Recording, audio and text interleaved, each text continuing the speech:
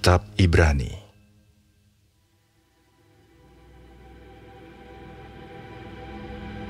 Setelah pada zaman dahulu, Allah berulang kali dan dalam pelbagai cara berbicara kepada nenek moyang kita dengan perantaraan nabi-nabi. Maka pada zaman akhir ini, Ia telah berbicara kepada kita dengan perantaraan anaknya, yang telah Ia tetapkan sebagai yang berhak menerima segala yang ada. Oleh Dia, Allah telah menjadikan alam semesta. Ia adalah cahaya kemuliaan Allah dan gambar wujud Allah, dan menopang segala yang ada dengan firman-Nya yang penuh kekuasaan. Dan setelah Ia selesai mengadakan penyucian dosa, Ia duduk di sebelah kanan yang maha besar, di tempat yang tinggi, jauh lebih tinggi daripada malaikat-malaikat. Sama seperti nama yang dikaruniakan kepadanya, jauh lebih indah daripada nama mereka. Karena kepada siapakah di antara malaikat-malaikat itu pernah Ia katakan, "Anakku engkau telah kuperanakan pada hari ini, dan Aku akan menjadi bapanya, dan ia akan menjadi anakku." Dan ketika Ia membawa pula anaknya yang sulung ke dunia, Ia berkata, "Semua malaikat Allah harus menyembah Dia." Dan tentang malaikat-malaikat Ia berkata, "Yang membuat malaikat-malaikatnya menjadi badai, dan pelayan-pelayannya menjadi nyala api." Tetapi tentang anak Ia berkata, "Tahtamu ya Allah, tetap untuk seterusnya dan selamanya, dan tongkat kerajaan-Mu adalah tongkat kebenaran. Engkau mencintai keadilan dan membenci kefasikan. Sebab itu Allahmu telah mengurapi engkau dengan minyak sebagai tanda kesukaan, melebihi teman-teman sekutumu. Dan pada mulanya ya Tuhan, Engkau telah meletakkan dasar bumi, dan langit adalah buatan tangan-Mu.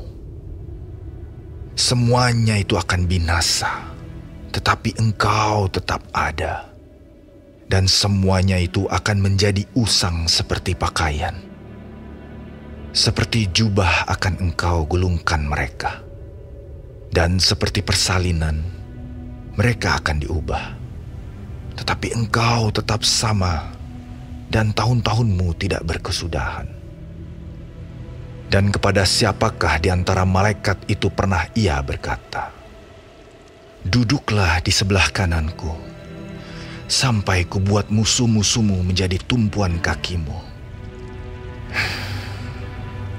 Bukankah mereka semua adalah roh-roh yang melayani, yang diutus untuk melayani mereka yang harus memperoleh keselamatan?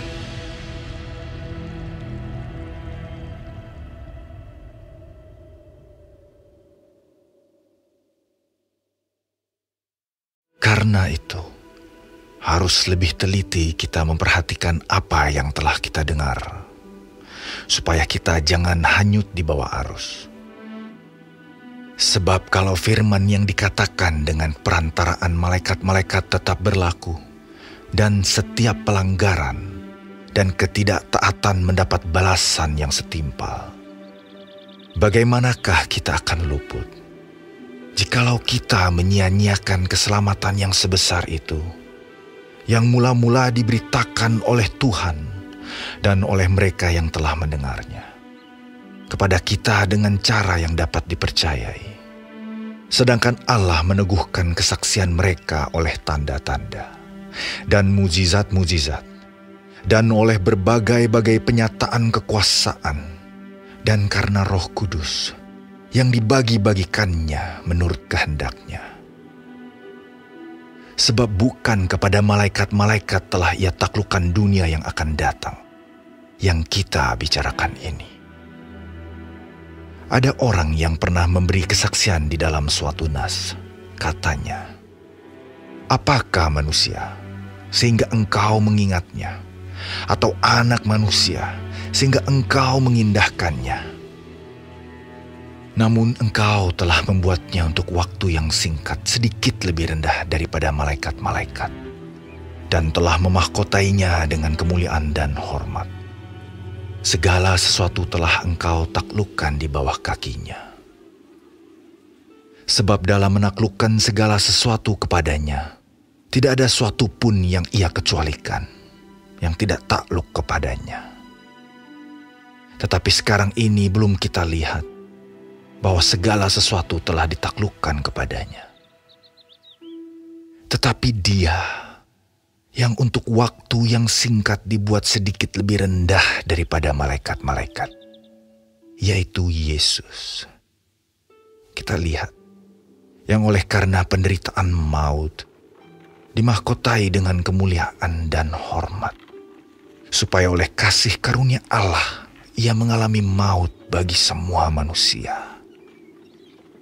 Sebab memang sesuai dengan keadaan Allah, yang baginya dan olehnya segala sesuatu dijadikan, yaitu Allah yang membawa banyak orang kepada kemuliaan, juga menyempurnakan Yesus yang memimpin mereka kepada keselamatan dengan penderitaan. Sebab Ia yang menguduskan dan mereka yang dikuduskan, mereka semua berasal dari satu. Itulah sebabnya Ia tidak malu menyebut mereka saudara. Katanya, "Aku akan memberitakan namamu kepada saudara-saudaraku, dan memuji-muji engkau di tengah-tengah jemaat. Dan lagi, aku akan menaruh kepercayaan kepadanya. Dan lagi, sesungguhnya inilah aku dan anak-anak yang telah diberikan Allah kepadaku. Karena anak-anak itu adalah anak-anak dari darah dan daging, maka Ia juga menjadi sama dengan mereka dan mendapat bagian dalam keadaan mereka, supaya oleh kematiannya Ia memusnahkan dia, yaitu iblis yang berkuasa atas maut. Dan supaya dengan jalan demikian Ia membebaskan mereka yang seumur hidupnya berada dalam perhambaan oleh karena takutnya kepada maut. Sebab sesungguhnya bukan malaikat-malaikat yang Ia kasihani, tetapi keturunan Abraham yang Ia kasihani. Itulah sebabnya, maka dalam segala hal Ia harus disamakan dengan saudara-saudaranya, supaya Ia menjadi imam besar yang menaruh belas kasihan dan yang setia kepada Allah untuk mendamaikan dosa seluruh bangsa. Sebab oleh karena Ia sendiri telah menderita karena pencobaan, maka Ia dapat menolong mereka yang dicobai.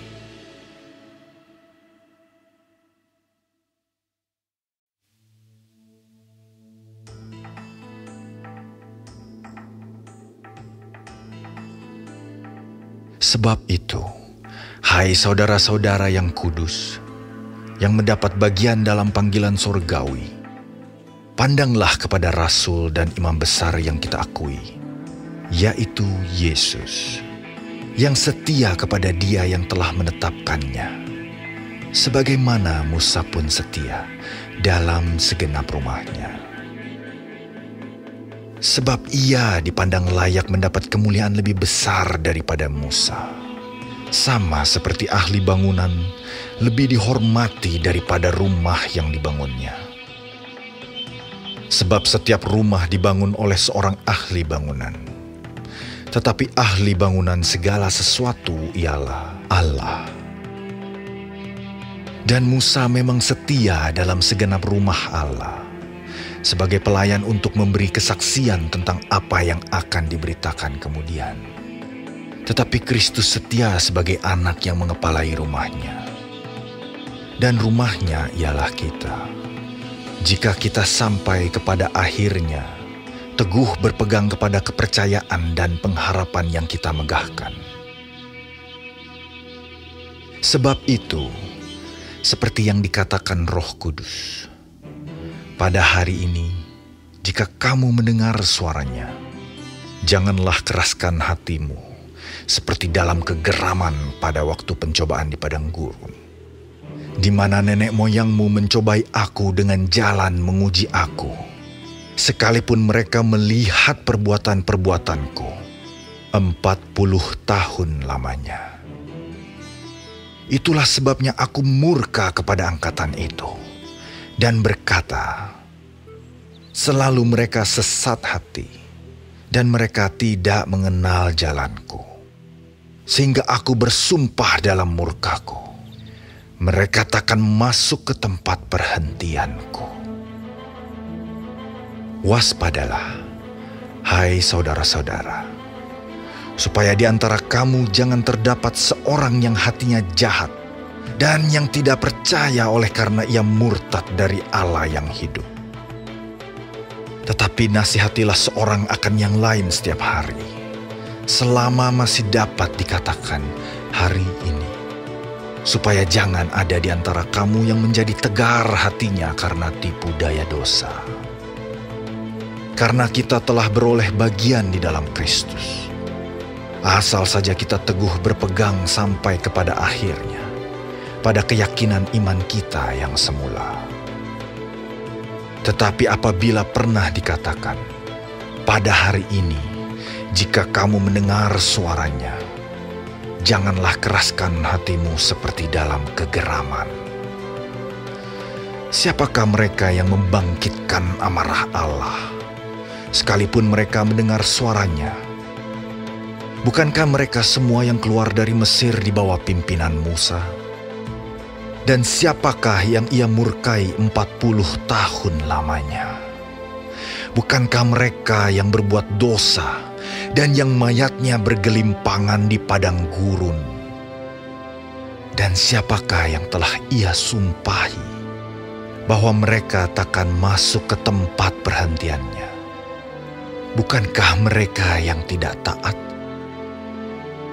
Demikianlah kita lihat bahwa mereka tidak dapat masuk oleh karena ketidakpercayaan mereka.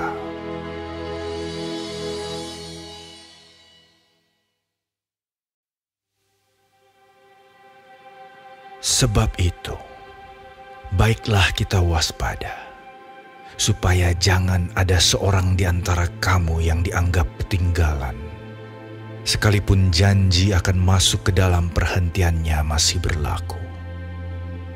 Karena kepada kita diberitakan juga kabar kesukaan, sama seperti kepada mereka. Tetapi firman pemberitaan itu tidak berguna bagi mereka, karena tidak bertumbuh bersama-sama oleh iman dengan mereka yang mendengarnya. Sebab kita yang beriman akan masuk ke tempat perhentian seperti yang ia katakan. Sehingga aku bersumpah dalam murkaku, mereka takkan masuk ke tempat perhentianku, sekalipun pekerjaannya sudah selesai sejak dunia dijadikan. Sebab tentang hari ketujuh pernah dikatakan di dalam suatu nas, dan Allah berhenti pada hari ketujuh dari segala pekerjaannya. Dan dalam nas itu kita baca, mereka takkan masuk ke tempat perhentianku. Jadi sudah jelas bahwa ada sejumlah orang akan masuk ke tempat perhentian itu, sedangkan mereka yang kepadanya lebih dahulu diberitakan kabar kesukaan itu tidak masuk karena ketidaktaatan mereka. Sebab itu ia menetapkan pula suatu hari, yaitu hari ini, ketika ia setelah sekian lama berfirman dengan perantaraan Daud seperti dikatakan di atas. Pada hari ini, jika kamu mendengar suaranya, janganlah keraskan hatimu. Sebab, andai kata Yosua telah membawa mereka masuk ke tempat perhentian, pasti Allah tidak akan berkata-kata kemudian tentang suatu hari lain. Jadi, masih tersedia suatu hari perhentian, hari ketujuh bagi umat Allah. Sebab barang siapa telah masuk ke tempat perhentiannya, ia sendiri telah berhenti dari segala pekerjaannya, sama seperti Allah berhenti dari pekerjaannya. Karena itu, baiklah kita berusaha untuk masuk ke dalam perhentian itu, supaya jangan seorang pun jatuh karena mengikuti contoh ketidaktaatan itu juga. Sebab firman Allah hidup dan kuat dan lebih tajam daripada pedang bermata dua manapun. Ia menusuk amat dalam sampai memisahkan jiwa dan roh, sendi-sendi dan sumsum. Ia sanggup membedakan pertimbangan dan pikiran hati kita. Dan tidak ada suatu makhluk pun yang tersembunyi di hadapannya. Sebab segala sesuatu telanjang dan terbuka di depan mata Dia, yang kepadanya kita harus memberikan pertanggungan jawab. Karena kita sekarang mempunyai imam besar agung yang telah melintasi semua langit, yaitu Yesus, Anak Allah. Baiklah kita teguh berpegang pada pengakuan iman kita. Sebab imam besar yang kita punya bukanlah imam besar yang tidak dapat turut merasakan kelemahan-kelemahan kita. Sebaliknya sama dengan kita. Ia telah dicobai, hanya tidak berbuat dosa. Sebab itu, marilah kita dengan penuh keberanian menghampiri tahta kasih karunia, supaya kita menerima rahmat dan menemukan kasih karunia untuk mendapat pertolongan kita pada waktunya.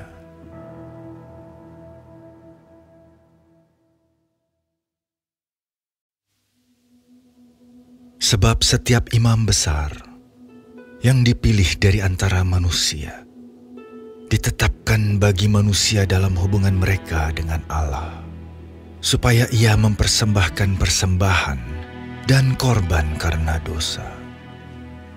Ia harus dapat mengerti orang-orang yang jahil dan orang-orang yang sesat, karena ia sendiri penuh dengan kelemahan, yang mengharuskannya untuk mempersembahkan korban karena dosa, bukan saja bagi umat, tetapi juga bagi dirinya sendiri.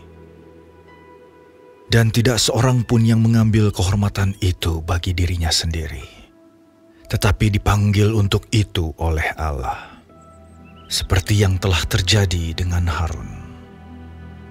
Demikian pula, Kristus tidak memuliakan dirinya sendiri dengan menjadi imam besar, tetapi dimuliakan oleh Dia yang berfirman kepadanya, "Anakku engkau telah kuperanakan pada hari ini." Sebagaimana firman-Nya dalam suatu nas lain, "Engkau adalah imam untuk selama-lamanya, menurut peraturan Melkisedek." Dalam hidupnya sebagai manusia, ia telah mempersembahkan doa dan permohonan dengan ratap tangis dan keluhan kepada Dia yang sanggup menyelamatkannya dari maut, dan karena kesalehannya ia telah didengarkan. Dan sekalipun ia adalah anak, ia telah belajar menjadi taat dari apa yang telah dideritanya. Dan sesudah ia mencapai kesempurnaannya, ia menjadi pokok keselamatan yang abadi bagi semua orang yang taat kepadanya. Dan ia dipanggil menjadi imam besar oleh Allah, menurut peraturan Melkisedek. Tentang hal itu banyak yang harus kami katakan, tetapi yang sukar untuk dijelaskan karena kamu telah lamban dalam hal mendengarkan. Sebab sekalipun kamu ditinjau dari sudut waktu, sudah seharusnya menjadi pengajar. Kamu masih perlu lagi diajarkan asas-asas pokok dari penyataan Allah. Dan kamu masih memerlukan susu, bukan makanan keras. Sebab barang siapa masih memerlukan susu, ia tidak memahami ajaran tentang kebenaran, sebab ia adalah anak kecil. Tetapi makanan keras adalah untuk orang-orang dewasa, yang karena mempunyai panca indera yang terlatih, untuk membedakan yang baik daripada yang jahat.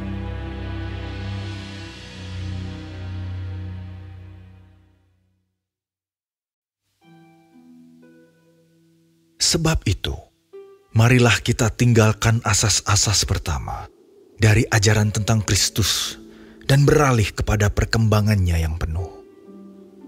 Janganlah kita meletakkan lagi dasar pertobatan dari perbuatan-perbuatan yang sia-sia dan dasar kepercayaan kepada Allah, yaitu ajaran tentang pelbagai pembaptisan, penumpangan tangan, kebangkitan orang-orang mati dan hukuman kekal.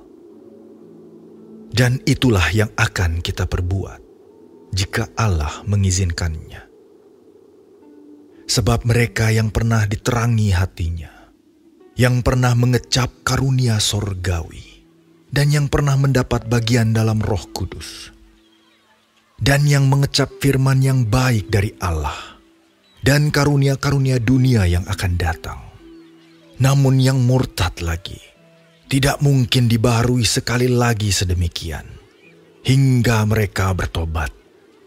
Sebab mereka menyalibkan lagi anak Allah bagi diri mereka, dan menghinanya di muka umum. Sebab tanah yang menghisap air hujan yang sering turun ke atasnya, dan yang menghasilkan tumbuh-tumbuhan yang berguna bagi mereka yang mengerjakannya, menerima berkat dari Allah. Tetapi jikalau tanah itu menghasilkan semak duri dan rumput duri, tidaklah ia berguna dan sudah dekat pada kutuk, yang berakhir dengan pembakaran. Tetapi, hai saudara-saudaraku yang kekasih, sekalipun kami berkata demikian tentang kamu, kami yakin bahwa kamu memiliki sesuatu yang lebih baik, yang mengandung keselamatan. Sebab Allah bukan tidak adil, sehingga ia lupa akan pekerjaanmu dan kasihmu, yang kamu tunjukkan terhadap namanya oleh pelayanan kamu kepada orang-orang kudus, yang masih kamu lakukan sampai sekarang. Tetapi kami ingin, supaya kamu masing-masing menunjukkan kesungguhan yang sama untuk menjadikan pengharapanmu suatu milik yang pasti, sampai pada akhirnya. Agar kamu jangan menjadi lamban, tetapi menjadi penurut-penurut mereka yang oleh iman dan kesabaran mendapat bagian dalam apa yang dijanjikan Allah. Sebab ketika Allah memberikan janjinya kepada Abraham, ia bersumpah demi dirinya sendiri, karena tidak ada orang yang lebih tinggi daripadanya. Katanya, sesungguhnya aku akan memberkati engkau berlimpah-limpah, dan akan membuat engkau sangat banyak. Abraham menanti dengan sabar, dan dengan demikian ia memperoleh apa yang dijanjikan kepadanya. Sebab manusia bersumpah demi orang yang lebih tinggi, dan sumpah itu menjadi suatu pengokohan baginya, yang mengakhiri segala bantahan. Karena itu, untuk lebih meyakinkan mereka yang berhak menerima janji itu akan kepastian putusannya, Allah telah mengikat dirinya dengan sumpah, supaya oleh dua kenyataan yang tidak berubah-ubah, tentang mana Allah tidak mungkin berdusta, kita yang mencari perlindungan beroleh dorongan yang kuat untuk menjangkau pengharapan yang terletak di depan kita. Pengharapan itu adalah sauh yang kuat dan aman bagi jiwa kita, yang telah dilabuhkan sampai ke belakang tabir, di mana Yesus telah masuk sebagai perintis bagi kita, ketika ia, menurut peraturan Melkisedek, menjadi imam besar sampai selama-lamanya.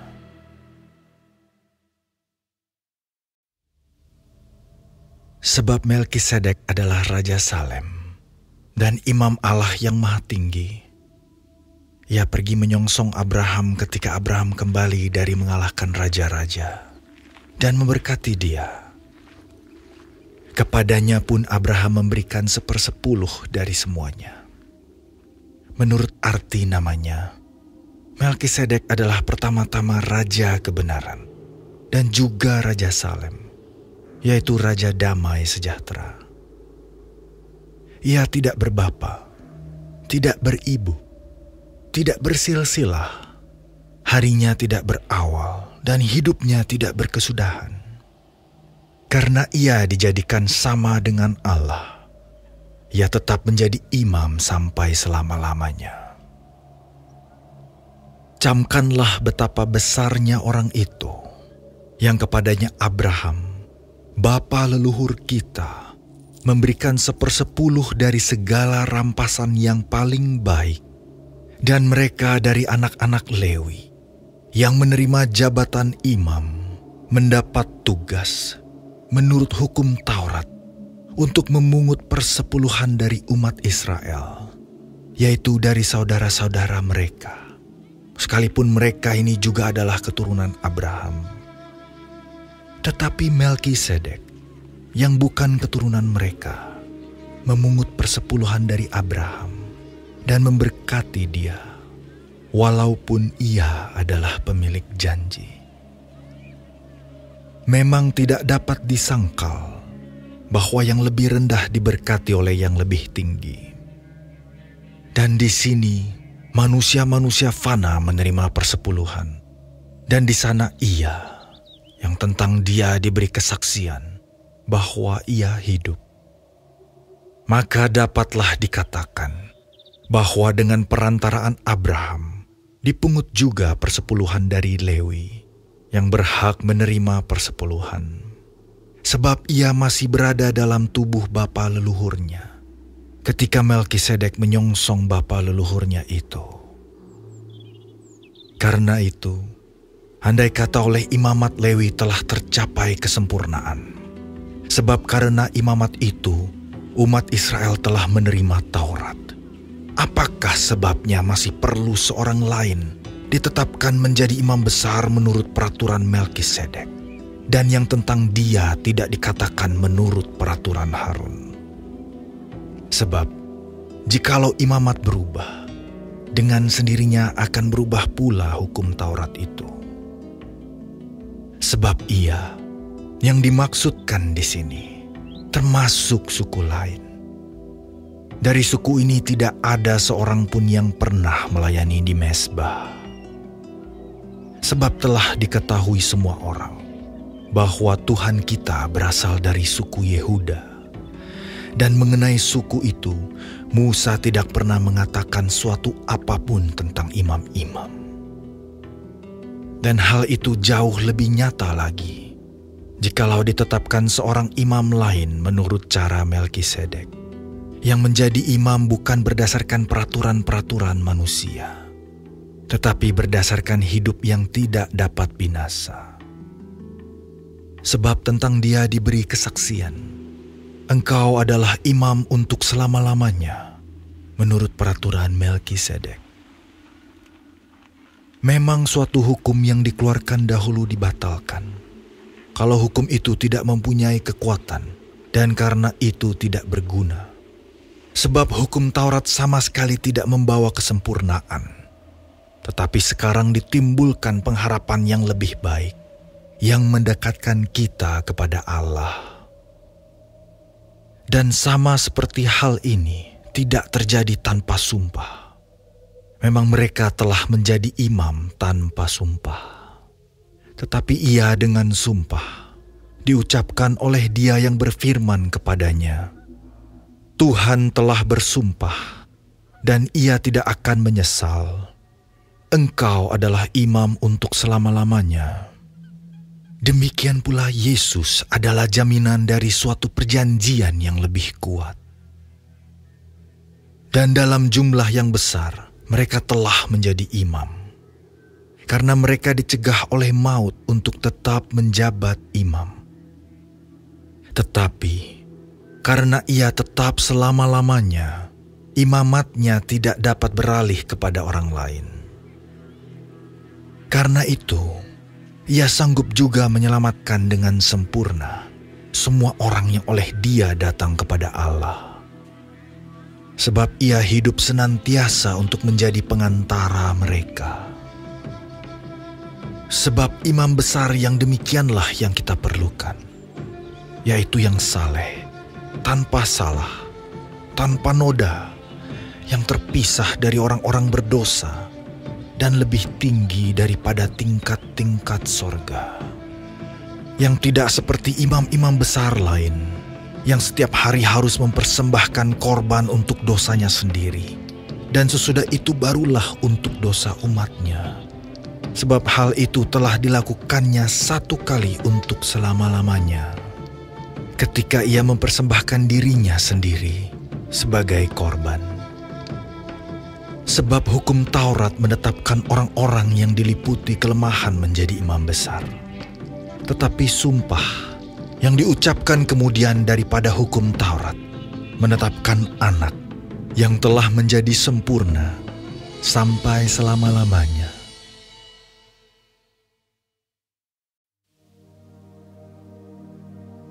Inti segala yang kita bicarakan itu ialah kita mempunyai imam besar yang demikian, yang duduk di sebelah kanan tahta yang maha besar di sorga, dan yang melayani ibadah di tempat kudus, yaitu di dalam kemah sejati, yang didirikan oleh Tuhan dan bukan oleh manusia.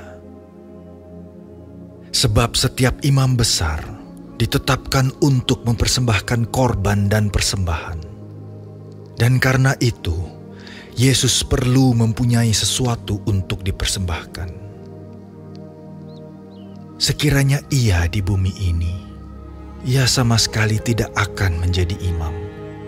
Karena di sini telah ada orang-orang yang mempersembahkan persembahan menurut hukum Taurat. Pelayanan mereka adalah gambaran dan bayangan dari apa yang ada di sorga. Sama seperti yang diberitahukan kepada Musa ketika ia hendak mendirikan kemah. Ingatlah, demikian firman-Nya, bahwa engkau membuat semuanya itu menurut contoh yang telah ditunjukkan kepadamu di atas gunung itu. Tetapi sekarang ia telah mendapat suatu pelayanan yang jauh lebih agung, karena ia menjadi pengantara dari perjanjian yang lebih mulia, yang didasarkan atas janji yang lebih tinggi. Sebab, sekiranya perjanjian yang pertama itu tidak bercacat, tidak akan dicari lagi tempat untuk yang kedua. Sebab ia menegur mereka ketika ia berkata, sesungguhnya akan datang waktunya. Demikianlah firman Tuhan. Aku akan mengadakan perjanjian baru dengan kaum Israel dan dengan kaum Yehuda.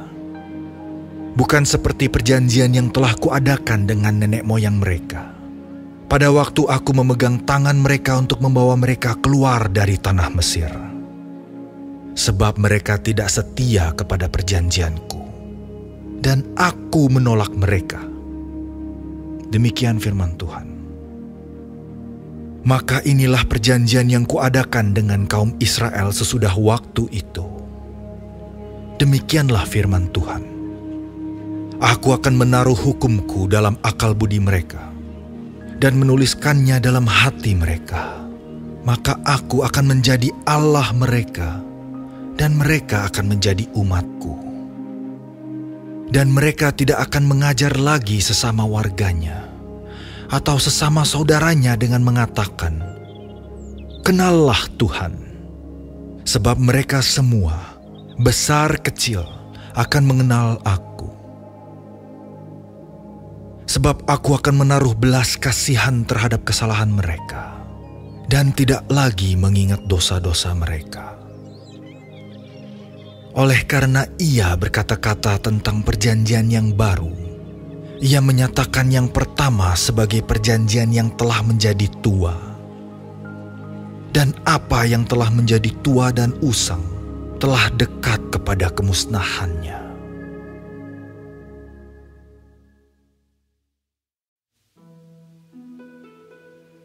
Memang perjanjian yang pertama juga mempunyai peraturan-peraturan untuk ibadah dan untuk tempat kudus buatan tangan manusia. Sebab ada dipersiapkan suatu kemah, yaitu bagian yang paling depan, dan di situ terdapat kaki dian dan meja dengan roti sajian. Bagian ini disebut tempat yang kudus. Di belakang tirai yang kedua, terdapat suatu kemah lagi yang disebut tempat yang maha kudus. Di situ terdapat mezbah pembakaran ukupan dari emas dan tabut perjanjian yang seluruhnya disalut dengan emas. Di dalam tabut perjanjian itu tersimpan buli-buli emas berisi mana, tongkat Harun yang pernah bertunas, dan loh-loh batu yang bertuliskan perjanjian. Dan di atasnya kedua kerup kemuliaan yang menaungi tutup pendamaian. Tetapi hal ini tidak dapat kita bicarakan sekarang secara terperinci. Demikianlah caranya tempat yang kudus itu diatur.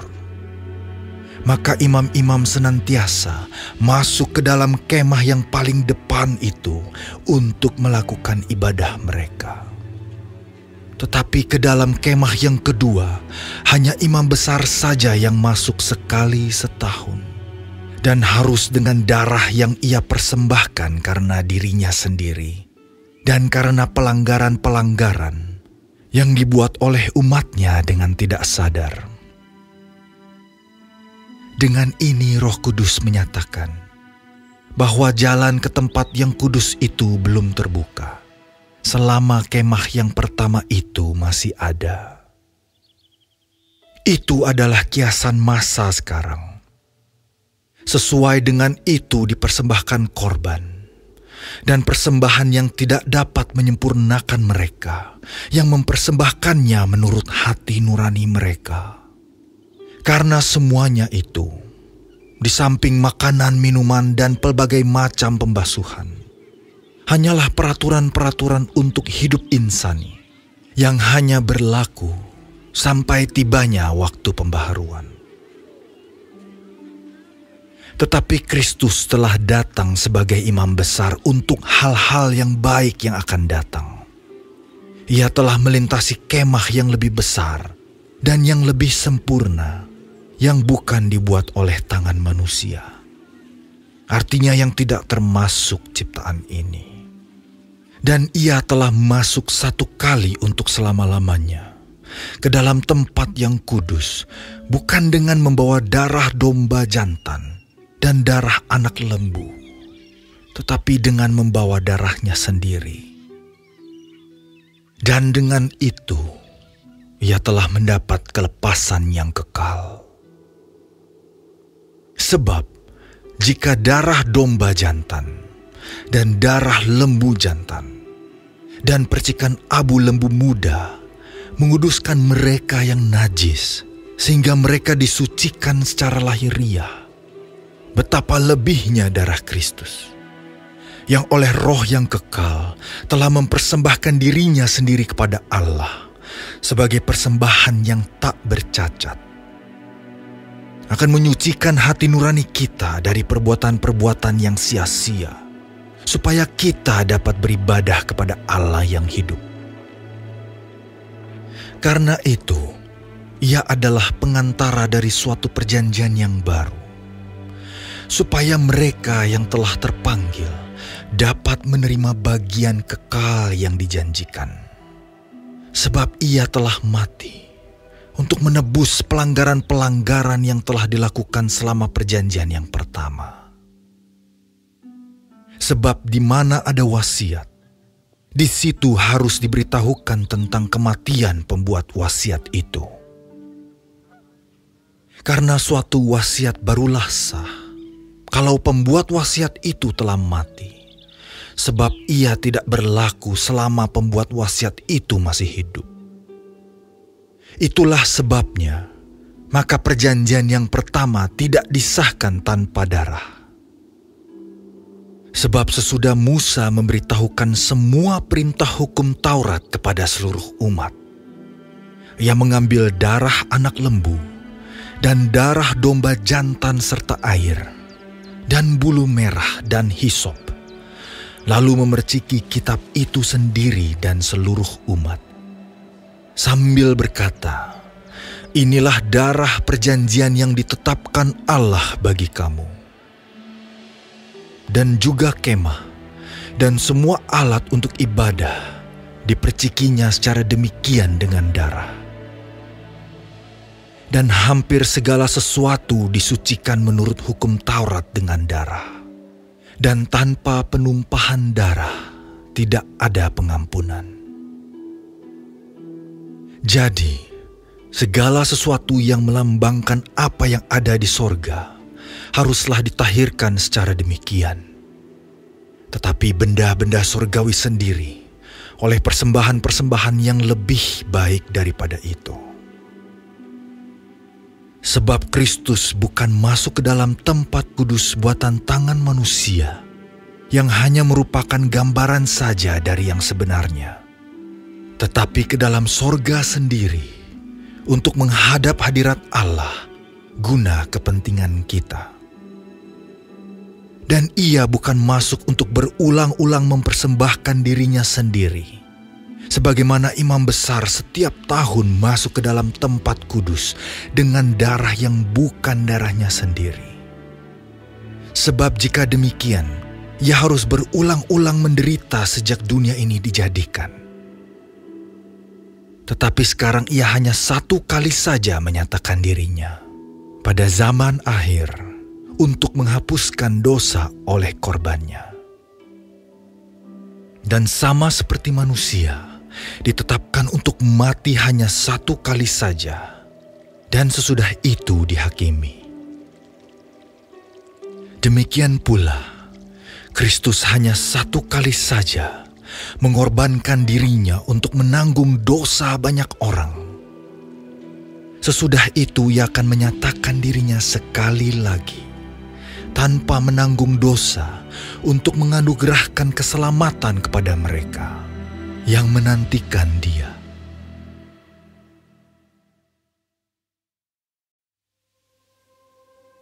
Di dalam hukum Taurat hanya terdapat bayangan saja dari keselamatan yang akan datang, dan bukan hakikat dari keselamatan itu sendiri. Karena itu, dengan korban yang sama, yang setiap tahun terus-menerus dipersembahkan, hukum Taurat tidak mungkin menyempurnakan mereka yang datang mengambil bagian di dalamnya. Sebab jika hal itu mungkin, pasti orang tidak mempersembahkan korban lagi.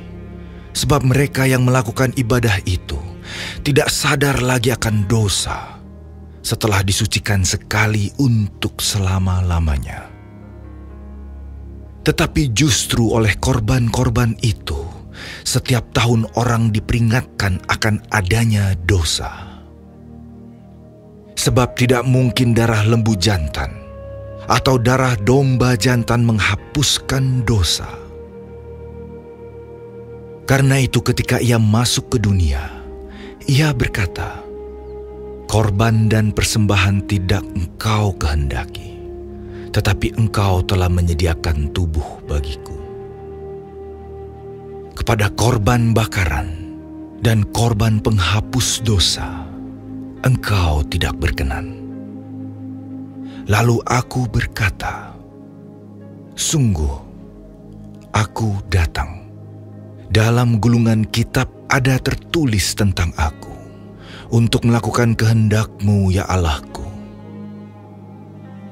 Di atas ia berkata, "Korban dan persembahan, korban bakaran dan korban penghapus dosa tidak engkau kehendaki, dan engkau tidak berkenan kepadanya, meskipun dipersembahkan menurut hukum Taurat." Dan kemudian katanya, "Sungguh, aku datang untuk melakukan kehendak-Mu." Yang pertama ia hapuskan supaya menegakkan yang kedua. Dan karena kehendaknya inilah, kita telah dikuduskan satu kali untuk selama-lamanya oleh persembahan tubuh Yesus Kristus. Selanjutnya setiap imam melakukan tiap-tiap hari pelayanannya dan berulang-ulang mempersembahkan korban yang sama sekali tidak dapat menghapuskan dosa. Tetapi ia, setelah mempersembahkan hanya satu korban saja karena dosa, ia duduk untuk selama-lamanya di sebelah kanan Allah. Dan sekarang, ia hanya menantikan saatnya, di mana musuh-musuhnya akan dijadikan tumpuan kakinya. Sebab oleh satu korban saja, ia telah menyempurnakan untuk selama-lamanya mereka yang ia kuduskan.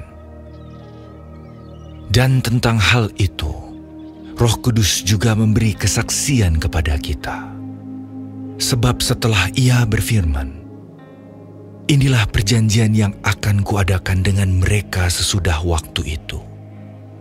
Ia berfirman pula, "Aku akan menaruh hukumku di dalam hati mereka dan menuliskannya dalam akal budi mereka. Dan aku tidak lagi mengingat dosa-dosa dan kesalahan mereka." Jadi apabila untuk semuanya itu ada pengampunan, tidak perlu lagi dipersembahkan korban karena dosa. Jadi, saudara-saudara, oleh darah Yesus kita sekarang penuh keberanian dapat masuk ke dalam tempat kudus. Karena ia telah membuka jalan yang baru dan yang hidup bagi kita melalui tabir, yaitu dirinya sendiri. Dan kita mempunyai seorang imam besar sebagai kepala rumah Allah. Karena itu marilah kita menghadap Allah dengan hati yang tulus ikhlas dan keyakinan iman yang teguh, oleh karena hati kita telah dibersihkan dari hati nurani yang jahat dan tubuh kita telah dibasuh dengan air yang murni. Marilah kita teguh berpegang pada pengakuan tentang pengharapan kita, sebab Ia yang menjanjikannya setia.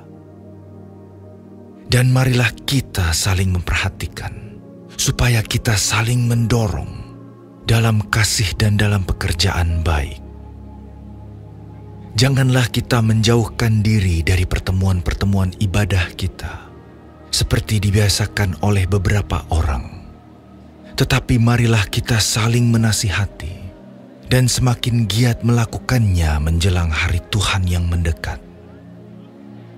Sebab jika kita sengaja berbuat dosa, sesudah memperoleh pengetahuan tentang kebenaran, maka tidak ada lagi korban untuk menghapus dosa itu. Tetapi yang ada ialah kematian yang mengerikan akan penghakiman, dan api yang dahsyat yang akan menghanguskan semua orang durhaka.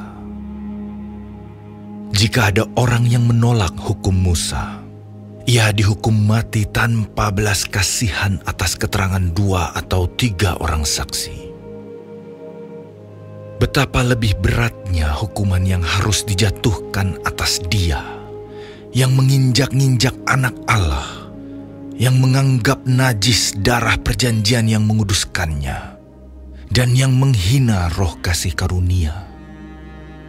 Sebab kita mengenal Dia yang berkata, "Pembalasan adalah hakku, akulah yang akan menuntut pembalasan." Dan lagi, Tuhan akan menghakimi umat-Nya. Ngeri benar kalau jatuh ke dalam tangan Allah yang hidup. Ingatlah akan masa yang lalu. Sesudah kamu menerima terang, kamu banyak menderita oleh karena kamu bertahan dalam perjuangan yang berat. Baik waktu kamu dijadikan tontonan oleh cercaan dan penderitaan, maupun waktu kamu mengambil bagian dalam penderitaan mereka yang diperlakukan sedemikian. Memang, kamu telah turut mengambil bagian dalam penderitaan orang-orang hukuman. Dan ketika harta kamu dirampas, kamu menerima hal itu dengan sukacita. Sebab kamu tahu bahwa kamu memiliki harta yang lebih baik dan yang lebih menetap sifatnya. Sebab itu janganlah kamu melepaskan kepercayaanmu, karena besar upah yang menantinya. Sebab kamu memerlukan ketekunan, supaya sesudah kamu melakukan kehendak Allah, kamu memperoleh apa yang dijanjikan itu. Sebab sedikit, bahkan sangat sedikit waktu lagi, dan Ia akan datang, sudah akan ada, tanpa menangguhkan kedatangannya. Tetapi orangku yang benar akan hidup oleh iman. Dan apabila ia mengundurkan diri, maka aku tidak berkenan kepadanya. Tetapi kita bukanlah orang-orang yang mengundurkan diri dan binasa, tetapi orang-orang yang percaya dan yang beroleh hidup.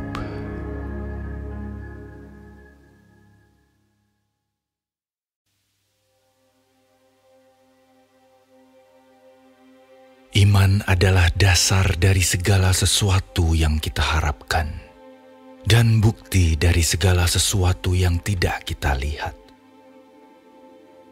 Sebab, oleh imanlah telah diberikan kesaksian kepada nenek moyang kita. Karena iman kita mengerti bahwa alam semesta telah dijadikan oleh firman Allah, sehingga apa yang kita lihat telah terjadi dari apa yang tidak dapat kita lihat. Karena iman, Habel telah mempersembahkan kepada Allah korban yang lebih baik daripada korban Kain.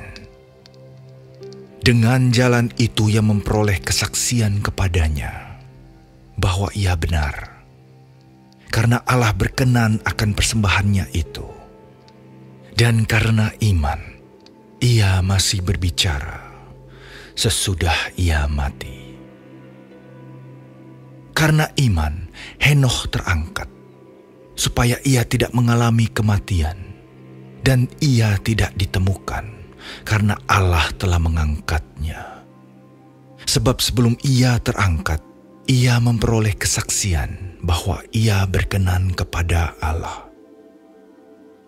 Tetapi tanpa iman, tidak mungkin orang berkenan kepada Allah.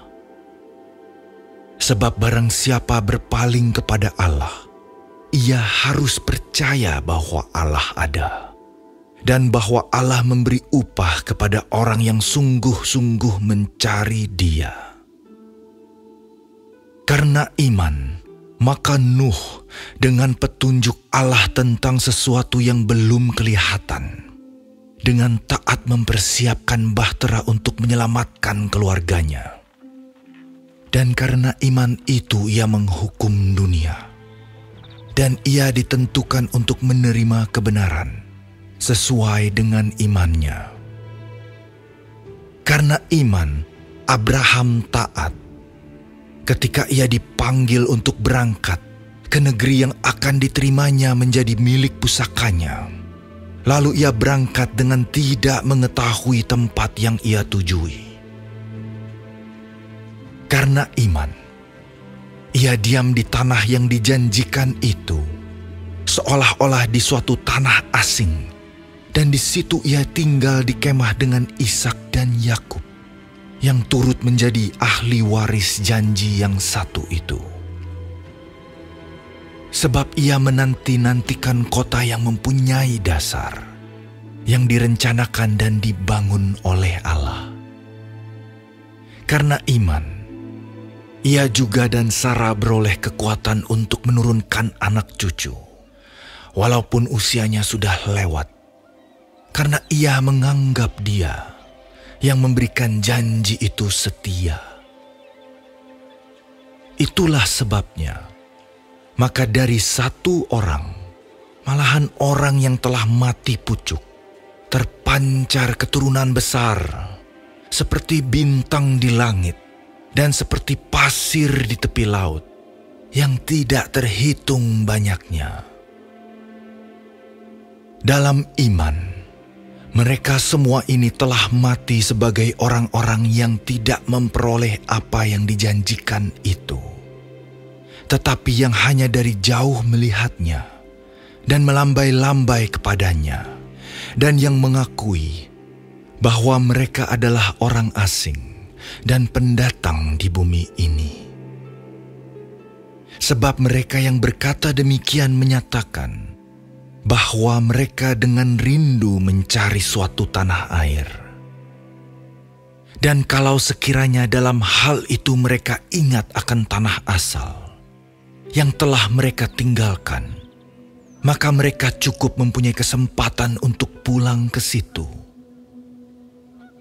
Tetapi sekarang mereka merindukan tanah air yang lebih baik, yaitu satu tanah air sorgawi.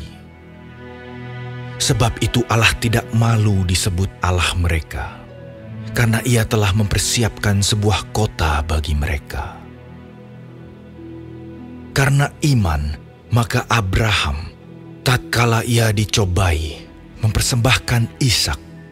Ia yang telah menerima janji itu, rela mempersembahkan anaknya yang tunggal. Walaupun kepadanya telah dikatakan, keturunan yang berasal dari Ishaklah yang akan disebut keturunanmu. Karena ia berpikir bahwa Allah berkuasa membangkitkan orang-orang sekalipun dari antara orang mati. Dan dari sana ia seakan-akan telah menerimanya kembali. Karena iman maka Ishak, sambil memandang jauh ke depan, memberikan berkatnya kepada Yakub dan Esau. Karena iman, maka Yakub, ketika hampir waktunya akan mati, memberkati kedua anak Yusuf, lalu menyembah sambil bersandar pada kepala tongkatnya. Karena iman, maka Yusuf, menjelang matinya memberitakan tentang keluarnya orang-orang Israel, dan memberi pesan tentang tulang belulangnya. Karena iman, maka Musa, setelah ia lahir, disembunyikan selama 3 bulan oleh orang tuanya. Karena mereka melihat bahwa anak itu elok rupanya, dan mereka tidak takut akan perintah raja. Karena iman, maka Musa, setelah dewasa, menolak disebut anak putri Firaun, karena ia lebih suka menderita sengsara dengan umat Allah daripada untuk sementara menikmati kesenangan dari dosa. Ia menganggap penghinaan karena Kristus sebagai kekayaan yang lebih besar daripada semua harta Mesir, sebab pandangannya ia arahkan kepada upah. Karena iman, maka ia telah meninggalkan Mesir dengan tidak takut akan murka raja. Ia bertahan sama seperti ia melihat apa yang tidak kelihatan. Karena iman, maka ia mengadakan Paskah dan pemercikan darah, supaya pembinasa anak-anak sulung jangan menyentuh mereka. Karena iman, maka mereka telah melintasi Laut Merah sama seperti melintasi tanah kering. Sedangkan orang-orang Mesir tenggelam ketika mereka mencobanya juga. Karena iman, maka runtuhlah tembok-tembok Yeriko setelah kota itu dikelilingi 7 hari lamanya. Karena iman, maka Rahab, perempuan sundal itu, tidak turut binasa bersama-sama dengan orang-orang durhaka, karena ia telah menyambut pengintai-pengintai itu dengan baik. Dan apakah lagi yang harus aku sebut? Sebab aku akan kekurangan waktu. apabila aku hendak menceritakan tentang Gideon, Barak, Simson, Yefta, Daud dan Samuel dan para nabi, yang karena iman telah menaklukkan kerajaan-kerajaan, mengamalkan kebenaran, memperoleh apa yang dijanjikan, menutup mulut singa-singa, memadamkan api yang dahsyat.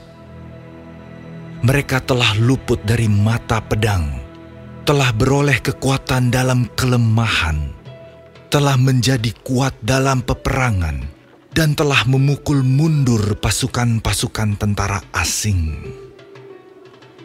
Ibu-ibu telah menerima kembali orang-orangnya yang telah mati, sebab dibangkitkan. Tetapi orang-orang lain membiarkan dirinya disiksa dan tidak mau menerima pembebasan, supaya mereka beroleh kebangkitan yang lebih baik. Ada pula yang diejek dan didera, bahkan yang dibelenggu dan dipenjarakan. Mereka dilempari, digergaji, dibunuh dengan pedang. Mereka mengembara dengan berpakaian kulit domba dan kulit kambing, sambil menderita kekurangan, kesesakan, dan siksaan. Dunia ini tidak layak bagi mereka.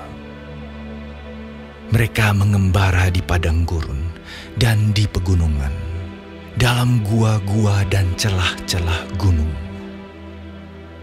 Dan mereka semua tidak memperoleh apa yang dijanjikan itu, sekalipun iman mereka telah memberikan kepada mereka suatu kesaksian yang baik. Sebab Allah telah menyediakan sesuatu yang lebih baik bagi kita. Tanpa kita, mereka tidak dapat sampai kepada kesempurnaan.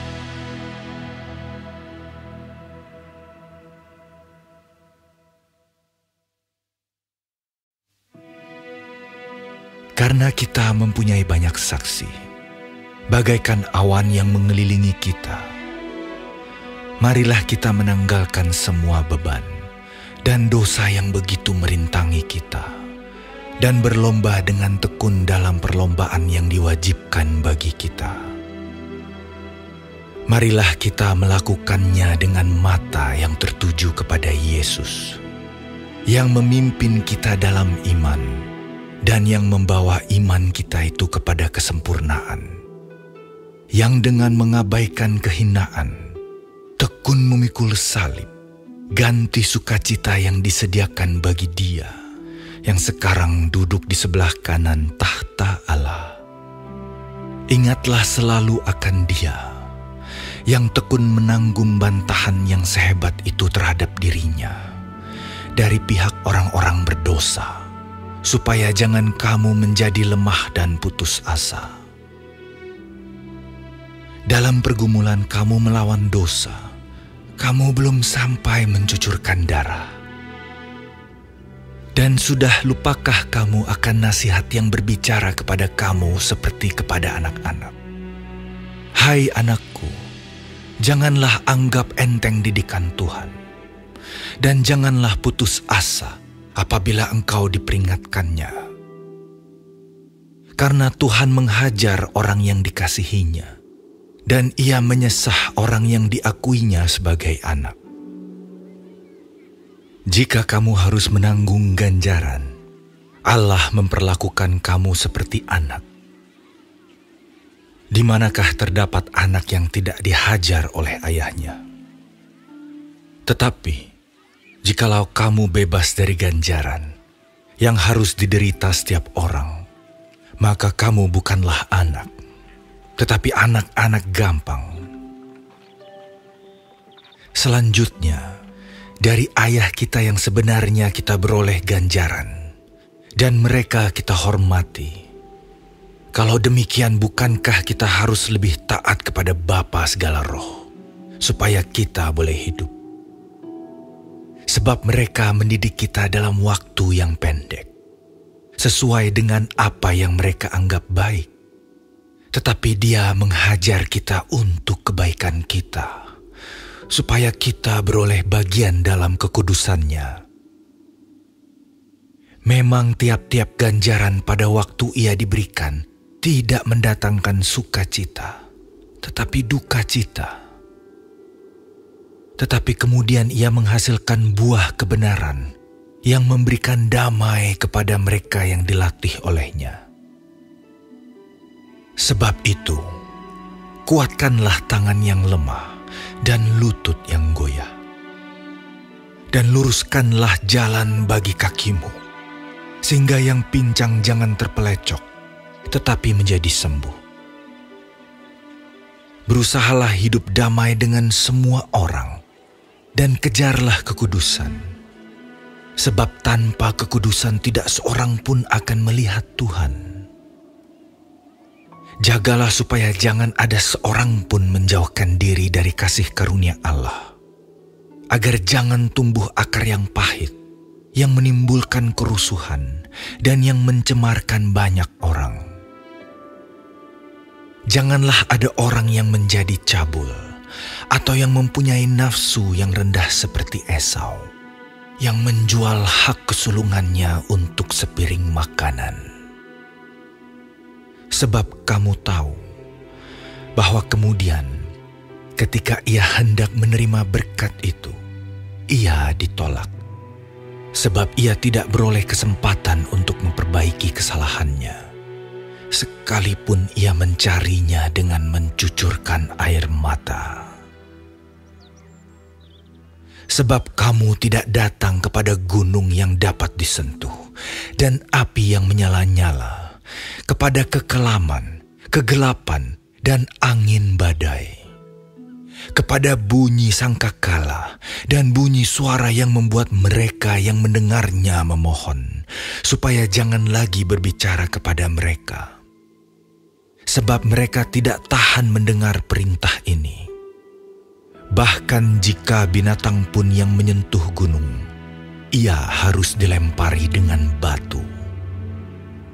Dan sangat mengerikan pemandangan itu, sehingga Musa berkata, "Aku sangat ketakutan dan sangat gemetar."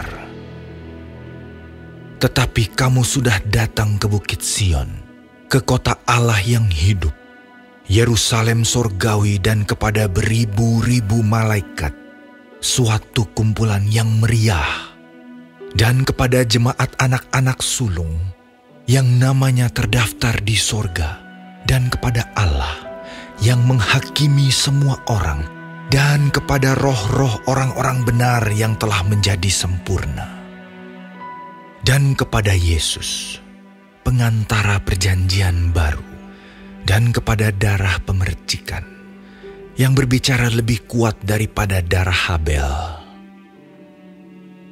Jagalah supaya kamu jangan menolak Dia yang berfirman, sebab jikalau mereka yang menolak Dia yang menyampaikan firman Allah di bumi tidak luput, apalagi kita, jika kita berpaling dari Dia yang berbicara dari sorga.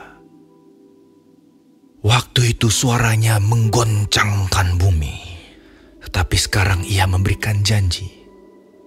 Satu kali lagi aku akan menggoncangkan bukan hanya bumi saja, melainkan langit juga. Ungkapan satu kali lagi menunjukkan kepada perubahan pada apa yang dapat digoncangkan. Karena ia dijadikan supaya tinggal tetap apa yang tidak tergoncangkan. Jadi, karena kita menerima kerajaan yang tidak tergoncangkan, marilah kita mengucap syukur dan beribadah kepada Allah menurut cara yang berkenan kepadanya, dengan hormat dan takut. Sebab Allah kita adalah api yang menghanguskan.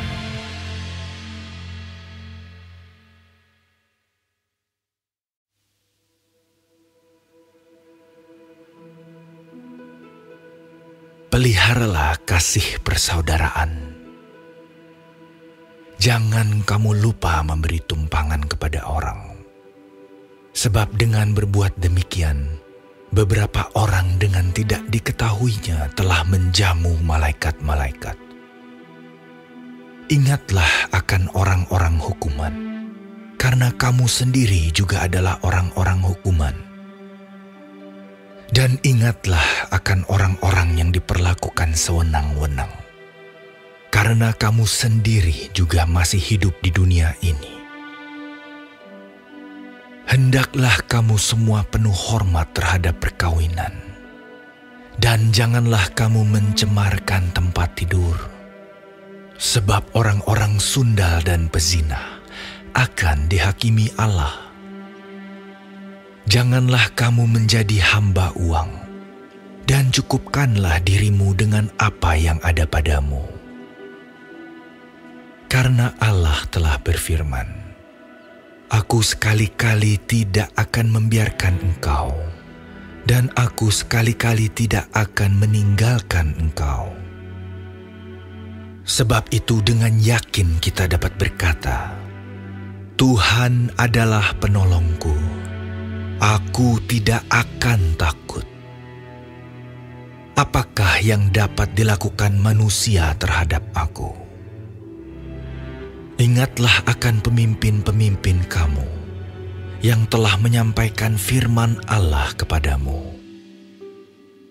Perhatikanlah akhir hidup mereka dan contohlah iman mereka. Yesus Kristus tetap sama, baik kemarin maupun hari ini, dan sampai selama-lamanya.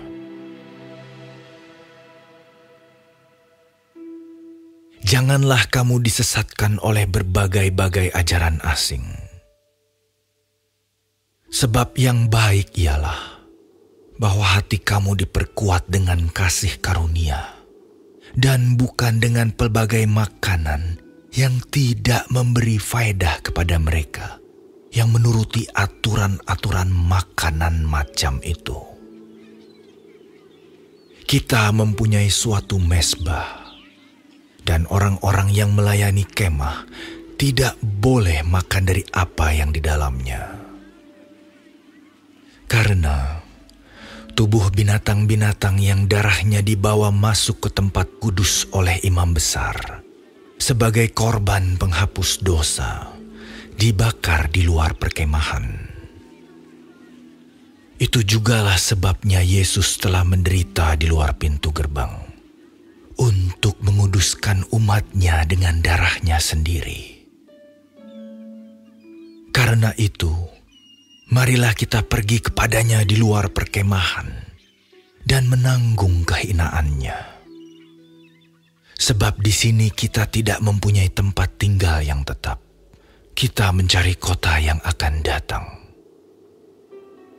Sebab itu, marilah kita oleh Dia senantiasa mempersembahkan korban syukur kepada Allah, yaitu ucapan bibir yang memuliakan namanya. Dan janganlah kamu lupa berbuat baik dan memberi bantuan, sebab korban-korban yang demikianlah yang berkenan kepada Allah. Taatilah pemimpin-pemimpinmu dan tunduklah kepada mereka, sebab mereka berjaga-jaga atas jiwamu, sebagai orang-orang yang harus bertanggung jawab atasnya.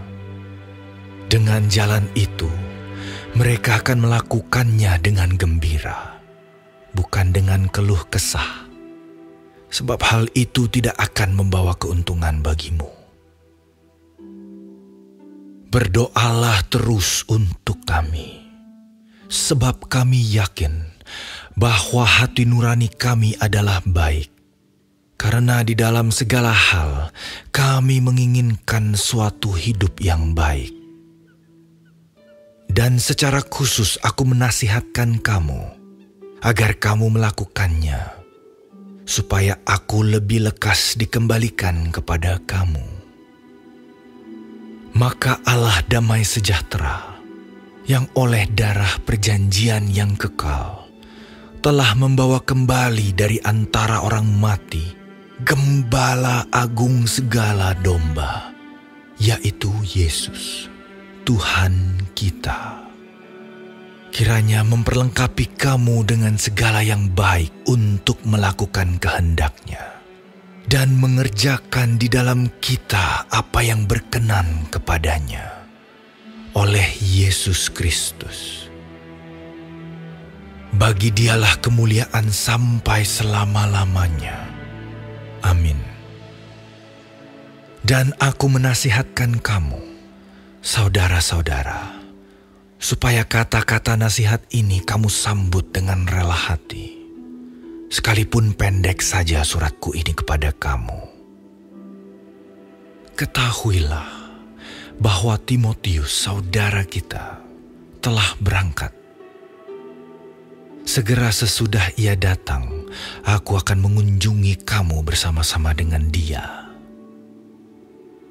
Sampaikanlah salam kepada semua pemimpin kamu dan semua orang kudus. Terimalah salam dari saudara-saudara di Italia. Kasih karunia menyertai kamu sekalian.